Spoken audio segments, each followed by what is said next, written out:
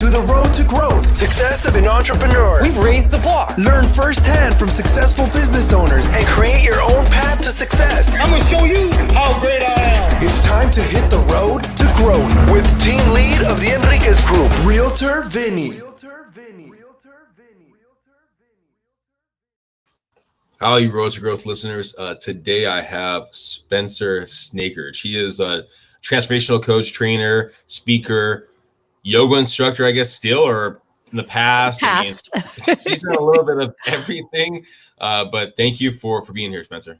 Thank you so much for having me. It's a pleasure. This is a question that I probably have to get because you're a coach, right? Yes. And when people see Spencer, how many people do they think that's a male first name? Pretty much everyone. Does the significant other ever get angry that they go, "Oh, I thought you were going to a male coach and female coach"? Does that ever happen or no? No, not that aspect, but it does tend to catch people by surprise when they see the name and don't have a picture or a voice with it. And then they're like, okay, but who's Spencer? That would be me. Yes. So I know we talked previously about kind of what you do and the people you kind of focus on. Let's just kind of give a little bit of spark notes of what that entails. Yeah. As far as who I work with and what I do. Yeah, exactly. Yeah. So I'm an executive transformation coach, and I work primarily with entrepreneurs or solopreneurs, people that are growing their own businesses and looking to really. My real passion is working with people that really are wanting to make an impact in the world, really wanting to kind of shake up the status quo, transform the way it is, and do big things out in the world. So those are the ones I get really jazzed about working with. And there's like so many different coaches out there. I mean, I've had a variety of different coaches on this platform. And the question I usually ask like a coach, right, is what do you think separates you from other coaches? Yeah, that's a great question. And I think for me, one of the big distinctions is I really love to dive deep with people. For a long time, I was calling myself a mindset coach. And because I do a lot of the work on our beliefs and who you think you are and what you think is possible and what you expect back from the world around you and things like that. But it's funny, one of my own coaches looked at me one day and she's like, Spencer, I feel like what you do is so much sexier than just mindset. but also, I think for a lot of other coaches that do work like that, it tends to be more surface level where they're talking about, oh, well, just change your beliefs, just do some visualizations or do some affirmations or just think positive thoughts. And the work I do really goes so much deeper than that into so much of our subconscious, bringing awareness, bringing insight to those things that typically are hidden, which many coaches do that in various ways, but that's a big part of my methodology, really. It's like one of my 3 pillars is this deep dive into insight to be able to recognize what is it that's really driving you? What are the things that are influencing you that most of the time we're not even aware of? And sometimes even when we do get awareness of it, we can't always connect the dots to realize how it's impacting us or what to do to transform it. So I really work all of the pieces together to be able to say, oh, that's what's happening. And here's how it's affecting me. And now here's what I need to do next to be able to move past this. And your background is actually in psychology too. Some coaches, I mean, they're just coaches, I guess, but you have someone right. Going to school and things like that. Did you always want to be a coach when you were in school? So I didn't even know coaching existed when I was in school. And honestly, coaching didn't really exist when I was in school. That's how far back my college education goes. So I was in college in the early 90s, from 91 to 95. And the coaching industry, at least as we know it today, didn't really exist then. And I knew that I wanted to help people and that I wanted to really help people live their best life. That was one of the things I recognized as I was working on my psychology degree was I thought, I don't necessarily want to work with people with like heavy psychosis type issues. I want to really help quote unquote normal people live fully expressed lives, living their purpose, living their passion, really getting the most out of life. And I had the great fortune a year or so after college of discovering the world of coaching and transformational training. I did a 3-day seminar that a friend of a friend had done and knew really right from then, this was 25 years ago, the first day in that session, I was like, this is it. This is what I was put on this earth to do. And so the last 25 years, it hasn't always been my full-time profession for the full last 25 years, but I've found many ways over the last 25 years, both personally and professionally, to be really continuing to live, eat, and breathe and share this work with others. So wanting to help other people, was that something you learned at a young age? Where did you grow up? Where did that come from? Um, that's no one's ever asked that before. That's interesting to look at that way. I don't know that I've even really thought too far of where it's come from. I did, so first off, I'll say I grew up in the Washington, D.C. area. It is certainly a very diverse area, a lot of diversity of people and cultures and ideas and beliefs and things like that that come into it. And certainly a lot of advocacy and things of that sort. So I think part of it maybe is sort of the water I grew up swimming in, that it, kind of what I came into. I also, I had, the older I get, the more I think most of us have come from a dysfunctional family. And it's funny when, people used to say, oh, well, I had dysfunction in my family. It's like, yeah, I think we all did to some extent. But I certainly had some challenges and difficulties in my family and growing up. And I think it was something that I just sort of recognized early on, like, okay, not everybody lives this way, or not every home is like this, or not every person's life is like this. And I sort of knew there was more possibility. There was, that it didn't have to be that way. And I think part of that I think carried into then my own drive to want to help other people be able to see beyond what was immediately in front of them and create new possibilities for themselves as well. And so you go to college. When you get out of college, because I talked to other psychologists before, they do, I guess, some internships, I think for the most part, and then they kind of transition into their practice. Did you do internships at any kind of psychology? Or? I did not, and I kind of wish I had. Sorry, my computer is about to die. I'm trying to plug in here for a sec so I don't lose you. There we go. Okay. So, I did not. And I kind of wished I had. In fact, it's something that I've told my kids that I've highly recommended as they're in school. Hey, get out in the world and get some experience with this and see if this is really what you want to do. So I did not. I did a year or so after college. I worked at a state mental hospital in my area, and which is a pretty hardcore way to go. That certainly isn't what the entire world of psychology and psychological help and support looks like. But it was pretty intense, and it was so intense that I felt like it was wearing on my own well-being and mental health and vitality, and decided pretty quickly within a couple months of being there that was not for me. And part of it too, and again, it was an extreme environment, so this probably isn't fair to say for the whole industry of psychology, and I've been in therapy before in my own life, so I value it as a profession. But I just kind of felt out of that experience like it seemed very focused on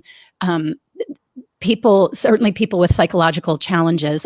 It was like this idea of like, they're broken and we can maybe sort of patch them back together to get by, but they're never really going to live a full, rich life, sort of as the philosophy of that. And I just didn't subscribe to that philosophy. I thought I don't buy into this, and I don't think that's really true. And there were people in there, even some of the patients in the place where I was, that had, diagnoses of depression or things like that, where it was like I kind of felt from the outside looking in, like, yeah, it doesn't have to be this way for them, though. This doesn't have to be all there is for them. And I think there is so much more available. And I think that's one of the things that really kind of called me or drew me into coaching is you can be informed by your past, but you don't have to be limited by your past. And really anything new can be created and can be made, kind of brought into fruition in any moment. And that's one of those things I think as entrepreneurs too, that it's like we need to be constantly inventing and stepping into possibilities and seeing something where it doesn't maybe seem possible and bring things into creation. And so I think coaching really kind of plays well into that arena. And let me see if I break it down. I got to understand. So you're thinking that at least the psychology that you're doing at that time was more about patching people up, not bringing them to the level of exceptional ability or whatever it might be. Right. It's almost like a drug where they kind of have to keep doing it. Yeah. But with the coaching avenue, it at least allows them the ability to get to that next level and maybe one day be better than the coaching, or not better than the coaching, but grow away from the coaching. Or Well, so I mean, honestly, I think everybody benefits from having a coach all the time because I think coaches help us see things that we don't always see for ourselves. yeah, But it's just, I don't know, it just feels to me like it's a different level of access to power and to possibility. And, an example of this I can give is that first weekend seminar. As I said, I didn't, of course, I've done much, much, much more professional development and certifications and training and so forth since then. But that first weekend, for me, one of the things I had previously struggled with was that I had eating disorders for about 10 years at that point. And I was no longer sort of physically abusing my body in those ways, but I felt like it was always going to be sort of looming over me and something I was going to have to manage and deal with and, kind of keep an eye on and that sort of thing. And one conversation in that weekend had me completely break free from it. I realized sort of the benefit, sort of the ugly payoff that I was getting out of being in that state of mind and that way of thinking, and just realized like I didn't need it anymore. The way that it seemed to have been serving me previously, it was clear that it was no longer serving me, and I was able to choose freely to say, I just don't need this, and to be able to let it go and walk away from it. And that was 25 years ago, and it's never come up again. And that's something that for many people, they think, oh, well, you're always going to have to deal with it. And I bought into the belief of you're always going to have to deal with it until I saw something else possible for that and chose. I was able to choose. It's a big piece of our humanity, though, that it's like our identity or our ego or our kind of who we think we are tends to play in a lot to kind of trying to save us from ourselves. There's aspects of who we think we are that seems to work for us. It keeps us safe. It helps us rise to levels of success. Your identity can be a huge part of what helps you achieve success and achieve great things in life. But it also can be very limiting in that you have to be that. Like if you're not that, everything could possibly fall apart, or it seems to your subconscious or your identity like everything could fall apart. So you have to keep being that way or doing those things. And so when you can kind of pull back to see, well, one, is that even true that I need to be that way, or that it is even keeping me safe? And two, is it really working for me in all the areas and in all the ways that I need or want it to be working? Like, people who are really driven go-getters, that might work for them professionally, but it might be a huge deterrent or downfall in their personal life because people like their spouse or their kids might be like, back off already. Give me a little space to be who I am here. So we need to, really be bringing our full self into our really all of our existence. And the identity a lot of times can be very limiting on that. Do you recall, and I know it was a weekend where you basically were able to overcome that idea. Was it more so about basically finding out how that hindrance is protecting you and understanding that it's not protecting you? Is that in essence kind of what you did?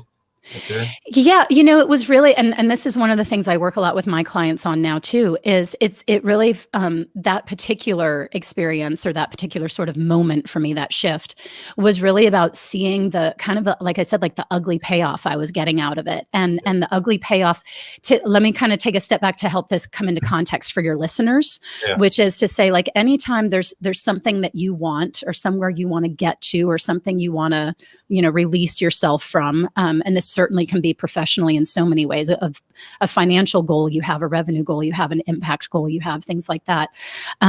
Anytime there's this thing that you want and you're not quite getting there, you feel like you can't get where you want to be or can't let go of what feels like it's holding you back, there's always some payoff that's coming with it. There's some like sort of ugly truth that's hiding behind, I almost think like with the Wizard of Oz and the great and powerful Oz, like the big booming scary voice, but then it's just like this little old man hiding behind the curtain, pretending to be something he's not.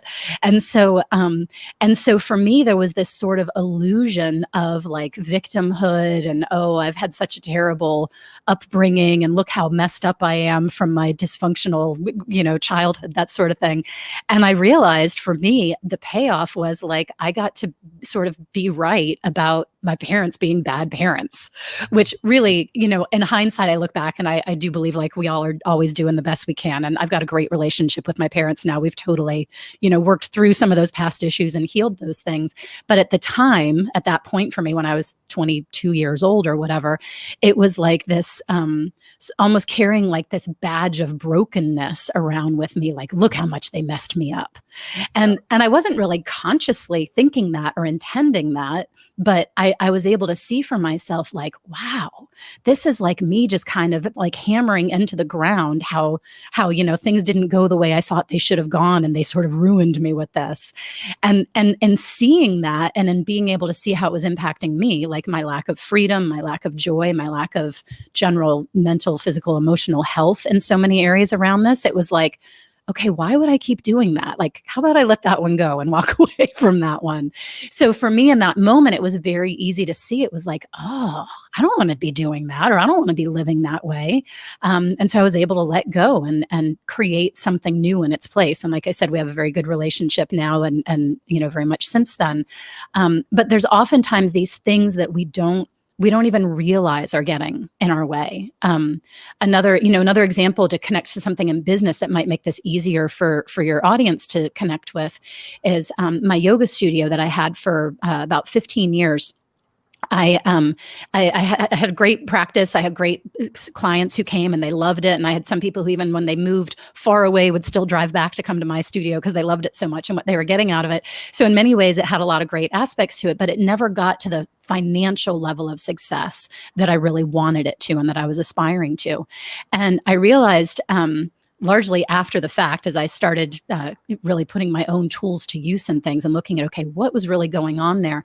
Someone had said early on in my experience of teaching yoga, another instructor had made a comment one time that seemed very judgment laden of, well, I would never hire someone who's doing it just for the money, who's teaching yoga just for the money.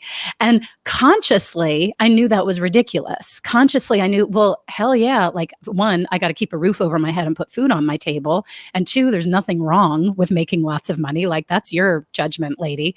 But I realized many years later that really, I think, subconsciously had been kind of holding me back in many ways, where it was like I didn't want to be seen as or judged as someone who's doing it just for the money. And so I can see ways that I sort of unknowingly and certainly unintentionally limited the ability for that business to grow financially. So no one could ever think I was doing it just for the money. And it sounds ridiculous, but it's kind of what was at play there.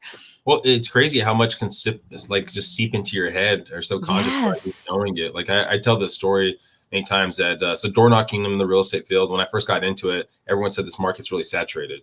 So they go saturated. You can't get in there. I door knock. I got a listing appointment, got a listing lead after like the first month of doing it. Yep. And then I went to I was door knocking, and the next week later, I'm door knocking. I look to my right, another agent is door knocking in that door.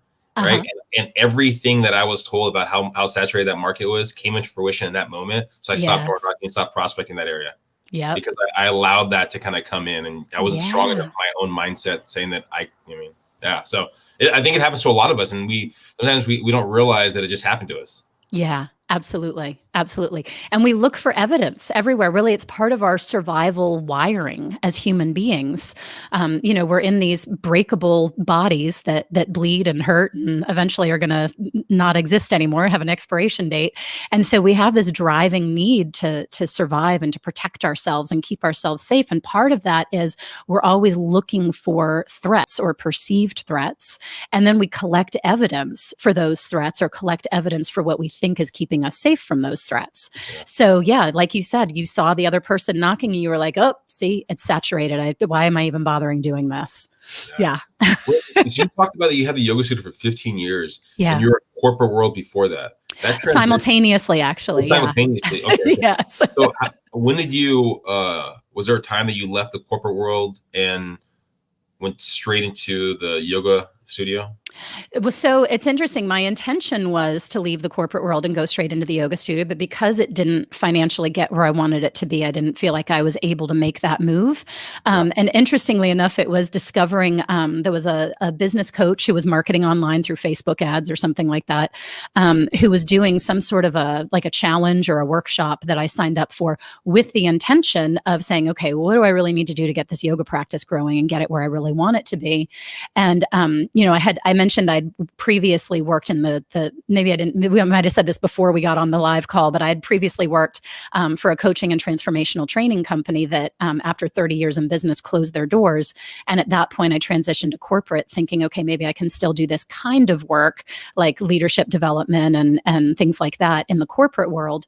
And it never really became what I wanted it to be in corporate. So the yoga studio was kind of my way to say, okay, this will still allow me to feel like I'm living my purpose in the world and making a difference for people. Because yoga, while some people may think of it as just exercise and stretching and down dogs, I was slipping in life lessons and personal growth and awareness opportunities and things like that.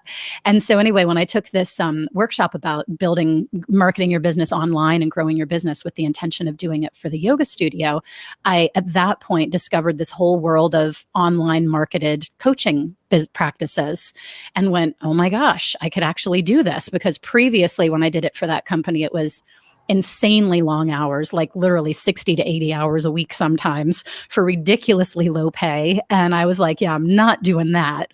But when I discovered the opportunity of being able to do it on my own and really kind of on my time and my terms and that sort of thing, I was like, wow, this is it. I can finally really dive into what I feel like I've always been called to do. And so at that point, I actually kind of transitioned out of the yoga studio, transitioned out of corporate, and now have been doing fully coaching for the last 5 years or so. Now, what does that transition look like? Some people just jump off the cliff. Yeah. Other people basically dip their toe in the water. I mean, what did that transition look like for you? Yeah. So for me, it was a transition. And this is one of those things too, where I think so much about so many of the tools that I have learned and now teach through coaching really played in, because I was able to really see opportunities or see possibilities that weren't so obvious. There were things initially like, okay, well, how am I going to do this? And I know so many people have this struggle of, well, I'm doing one thing, but I want to move to another thing and it's too scary and I need to still have income. And how do I do this?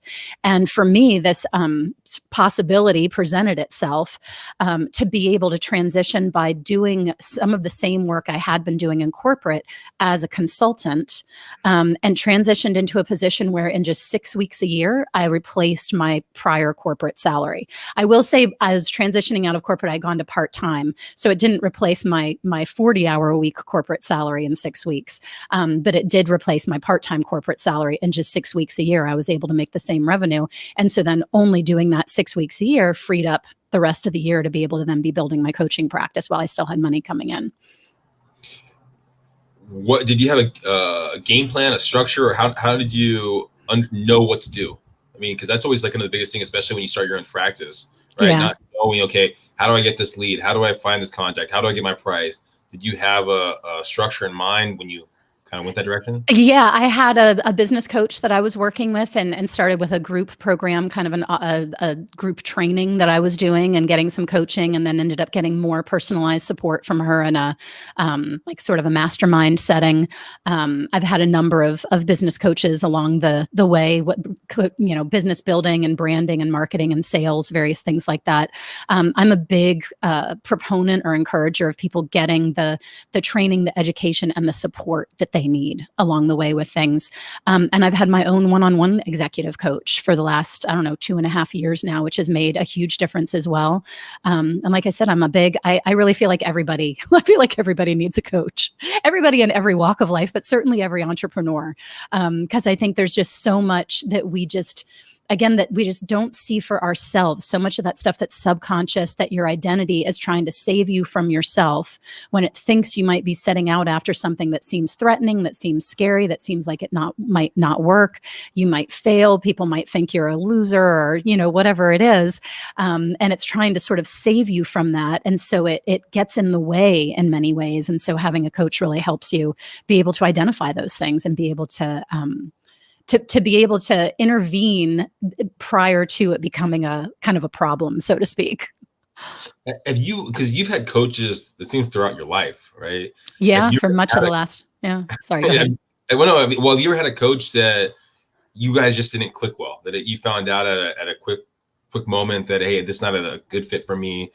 How did that come about? What do you think you did wrong when you're looking for that coach? Hmm. I don't know that anything was wrong per se. I think sometimes you don't necessarily know until you get into it with someone. And I think also like we all are changing and evolving all the time. The one that comes to mind that became pretty clear it wasn't a good fit. She seemed to be going through a bit of an evolution of her own. And so I think when I came to her, she seemed like a good fit. And then over the span of a couple months, it suddenly was like, this doesn't seem right anymore. But I think, one of the big things I would say to people to look out for when you are looking for a coach or when you are working with anyone, really, any kind of mentor, even if you don't label them as a coach, is really to be trusting your gut, to be trusting your own instinct on, you hire someone for their expertise and their knowledge to help guide you along in various ways. But at the same time, I really think we've got to sort of tune into our own, I know this is going to sound like a very feminine or female thing for me to say, but tuning into our own intuition, because I think so many of us will just sort of blindly follow coaches or teachers or mentors thinking, well, they're where I want to be, or they're the ones that are the expert, or they know, so I should do what they say. And one of my own clients right now, she works with, I support her with more of the inner work, the deeper inner work of the fears, the doubts, the ways where she may sabotage or get in the way of herself, things like that. But she also works with some other coaches on more business focused areas, more like business strategy or marketing strategy, things like that. And there's a lot of times where we have conversations that she'll say, well, such and so said I need to blah, blah, blah. And I'm like, okay, but didn't you say before this? And what do you think about that? Because, she had had a hugely successful business prior to this current one that she's building now. And so it's like, this stuff, like, what do you think you need to do here? Because a lot of times when things aren't working, it's because there's some inner conflict going on. Again, that whole trying to save us from ourselves thing. And so if we tune in and listen on our own, I think that can make a big difference too. Now, if you could look back, let's say at that 20 some year old woman Mm-hmm. that was angry at her parents, was learning, was in school, what advice would you give her? Oh, goodness. I think one, don't give up. I think that's a big piece. I think a big part of my corporate experience not fully going the way that I had wanted was because I think some of my own doubts early on were were supported. Like we talked about, we collect evidence for things. I think I collected some evidence for myself that felt like people were like, okay, little cutie, like I get you're super excited about this, but you're young and you've got some life to live before you really can offer, value to people. You need to go live some life first. And I guess like many young 20-something-year-olds, I felt like I was wise beyond my years. But I do see where there are places when I see early 20 or mid 20 folks now that are like fully out there going for it. I'm like, heck yeah, you go for it. Like, don't let anyone tell you otherwise. So yeah, I think certainly don't give up. And I think like just to be true to yourself, to be like, know what you want. One of the first things I start with my clients on is, what do you really want? What's the life you want? What's the business you want? What's the lifestyle you want to be living? What matters to you? What do you really value that has to be a part of this? So really like to get to know yourself and what you want, and make sure that you structure your career path or your business path around that, instead of doing the business path you think is quote unquote right, and then try to figure out how you can maybe squeeze in your values or your desires. Design it around your values and your desires and who you really are. Yeah, I think that's tough, because I've had other coaches on here that I had actually one coach on here that talked about, we all can't be happy with what we do. And I just felt like that was wow. Yeah, not a really strong mindset to put out there, but it was something Maybe that's one of those distinguishers for me too. Back to one of your original questions, what makes me different? I'm like, yeah, I don't think I would ever have that like just doesn't fit for me as a philosophy. Yeah, Yeah, I mean, absolutely. Do what you love. And I think it's fully possible to create success and fulfillment and financial fulfillment, all of it from really like doing what you really want to do. yeah, and it's probably, I mean, I would think for most people, like understanding who you are first, right? Because Yes. I mean, the person who you were when you were younger, I mean, it seems like you've been on the same path from like at a young age to now. You've been on the same path, helping people. But there's a lot of people, like I know for myself, I did an internship in a real estate company when I was in college. I said, I'm never doing this. And then it was like, I think 10 years later, and I was like, oh, I'm in real estate doing it for the last 9 years. But it's, we change, we grow, we adapt, and Yeah. start understanding who we are. Yeah, absolutely. Absolutely. And I think that's that's such a great point that you just raised too, because I think we need to really stay aware too of how we're changing, how we're growing, how we're evolving. Because I think so much, oftentimes when people come to me, they're at this point where they're like, a lot of times even it's like my business is doing great and I'm making tons of money and I've got it all. It seems like it's all perfect from the outside looking in, but I'm not satisfied. I'm not fulfilled. This isn't really what I want to be doing, or something just doesn't feel right anymore. And I don't, sort of that I'm afraid to change it because I'm afraid I might lose it all or have to start all over again. And where do I go from here? But I think we need to recognize that who you are and what you want, and even just stages of life, it's evolving all the time. And knowing who you really are at your core is a big part of being able to then be tuning into, okay, so now what? What's next? Where do I go from here? And how do I get there in ways that are going to feel good for me and be producing the tangible results that I need to go with them? Thank you, Spencer, for being on here. Thank you for all your insight. Thank you for all your positivity. If someone's looking to grow, transform, build their business, how can they follow your journey or even reach out to you? Yeah, probably the best thing is just go to my website, spencersnakard.com. I know the last name's a bit of a doozy, but I think most folks are probably on a visual thing of this that have links. So yeah, spencersnakard.com, and my social media links are there as well. And there's also some free downloadable resources there as well that can help people with really diving deeper into some of these topics we've talked about today and how they can put them to use for themselves. Again, thank you everyone listening. Thank you for Spencer for being on here. Please subscribe, please share, go to her platform, and tell your friends. Awesome. Thanks.